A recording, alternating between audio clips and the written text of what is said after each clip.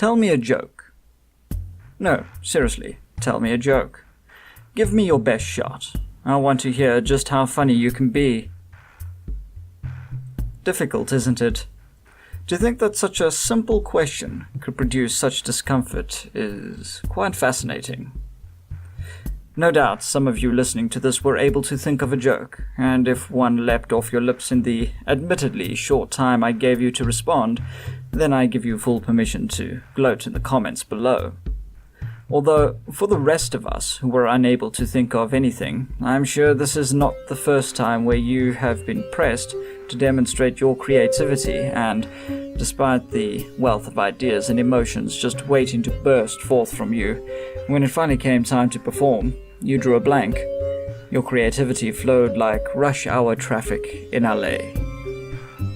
Of course, we all know the solution to the problem posed by this question, and that is to, somewhat counterintuitively, add a limitation. If I were to ask you to tell me a joke about a doctor, you would no doubt have a much easier time coming up with a whole slew of jokes. Interesting how freedom to create seems inversely proportional to creative output.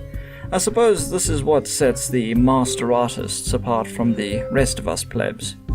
Either way, it is with this need for limitation in mind that I approach my videos and attempt to find a way to reconcile the impossible with the possible. Before I continue, allow me to take a moment to explain what I am on about, especially since I took a rather long narrative walk to get here.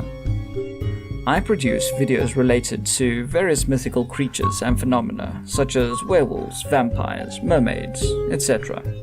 But I am not a conspiracy theorist or a ghost hunter or what have you, nor am I attempting to rationalize these things into oblivion like a typical skeptic. Rather, my videos explore the myths and legends of these things and even dive into the histories and cultural bases for the creation and development of these myths. This is done in an attempt to understand the subject of the videos and finally allow me to reify it in a manner that, as much as possible, meets the requirements laid out by the myth of the creature as well as the physical constraints that are dictated by the laws of nature. To wit, I try to imagine how myths might be real. This is not sociology, this is not science, and hell, it's probably little more than mucking around, but I feel that what I am creating has proven to be of sufficient value to people watching these videos that I really should take the time to explain my thought process and the rules for what it is that I'm doing here. This is where we get back to my main point of creativity.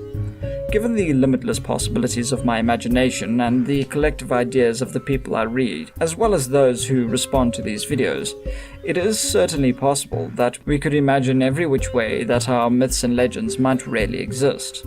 However, with such limitless possibilities, we may as well imagine entirely new creatures on our own, rather than getting bogged down in the old school stuff.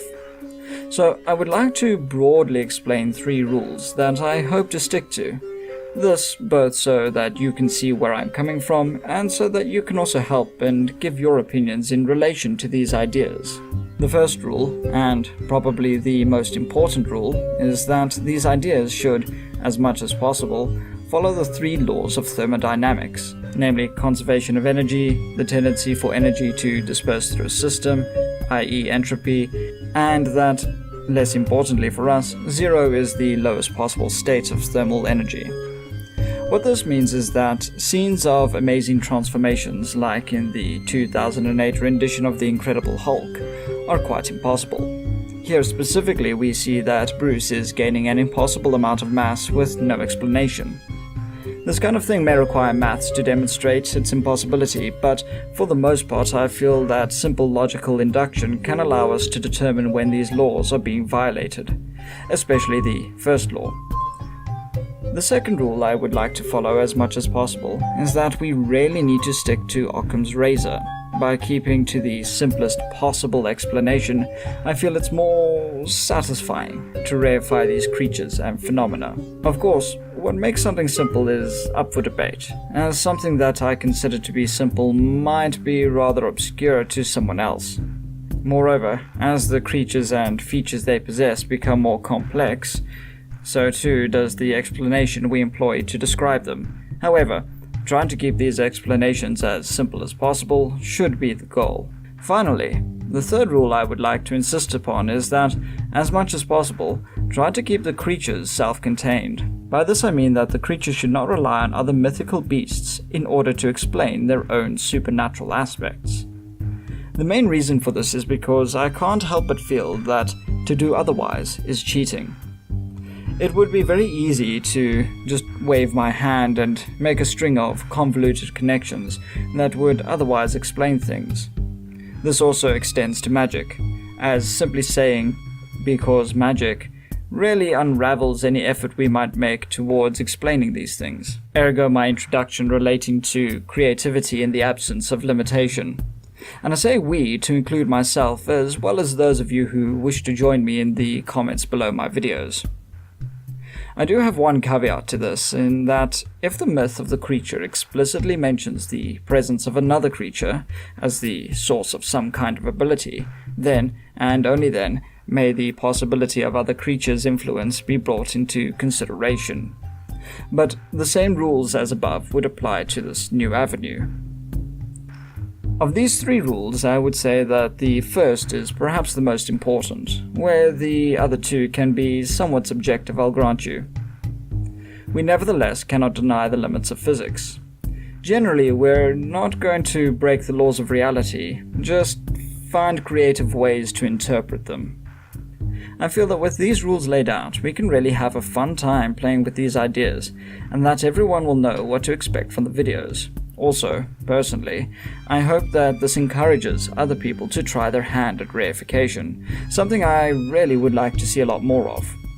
As a final note, I know that many people who comment and find these videos to be interesting may want a less strict set of rules within which to work, or they may simply want to ignore them entirely, to which I say, please, go ahead. This does in no way mean that you should keep your ideas to yourself just because they are not in line with what I've set out here.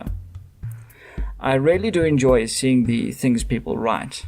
These rules, such as they are, only apply to myself and those of you who wish to emulate me in the discussion below.